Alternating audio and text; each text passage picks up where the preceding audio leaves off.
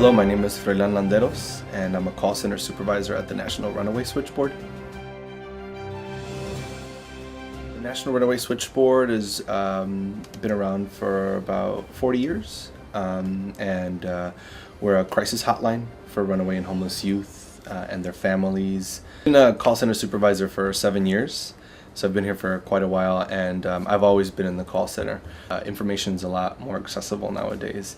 That's why, at the crisis center, we try and be involved as much as we can with the internet, with the live chat, with bulletin boards, with crisis emails. But also, I feel like there's a lot more obstacles, I guess.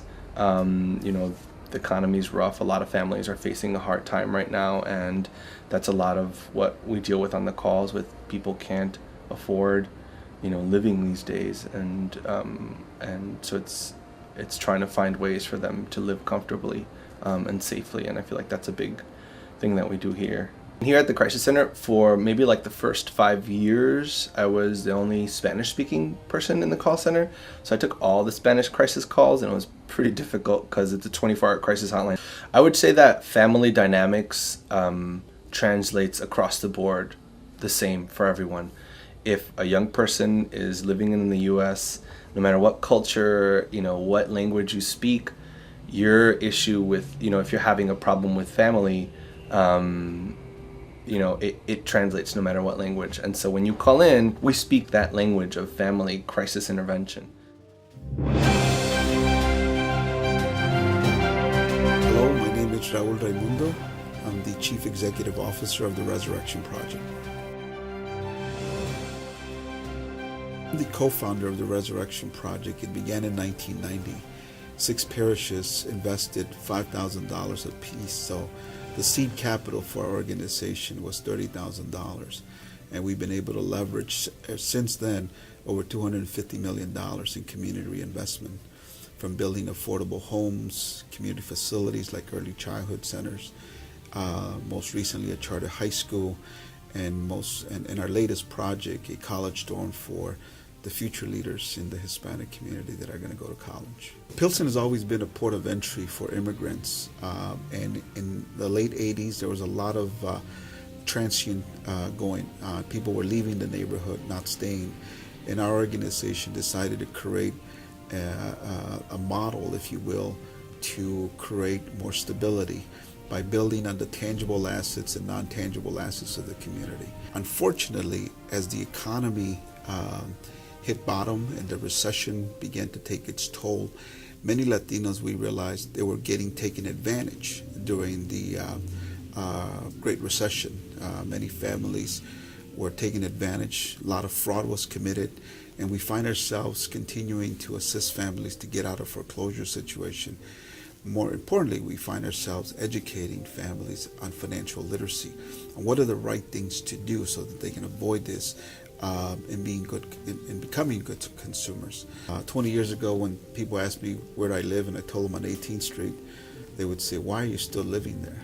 20 years later, when I'm asked the same question and I tell them I still live on 18th Street, they say there's a lot of exciting stuff going on. And so it's been rewarding to see the positive things happening in the community.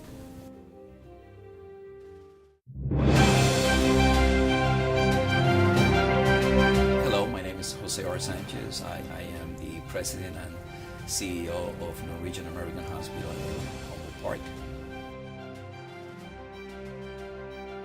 I grew up in New York, in an area that was really devastated with poverty and drugs. And I actually was one of those few youngsters that actually successfully moved on and went to school and had a very successful career. As I was going to school, I never really was interested in money. I wanted to be a professional. So I put tremendous value in getting an education. I felt that the shorter distance between poverty and prosperity will be to have an education, and I pursue that. Norwegian American Hospital is a safety net hospital, has been in this community for 116 years. We provide care to probably the most needed individual in our society.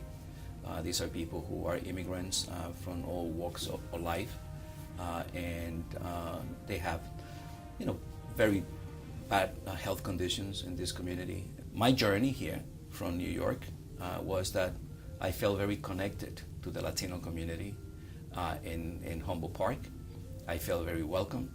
I was at the right time in my career and at the right age, and I made a decision to move and relocate, and I'm to Chicago. I am really very pleased with the work that I'm doing here. Working with everyone in the community. This is a community hospital, and we need to behave and act as a community institution. So we have been able to integrate ourselves in the fabric of this community.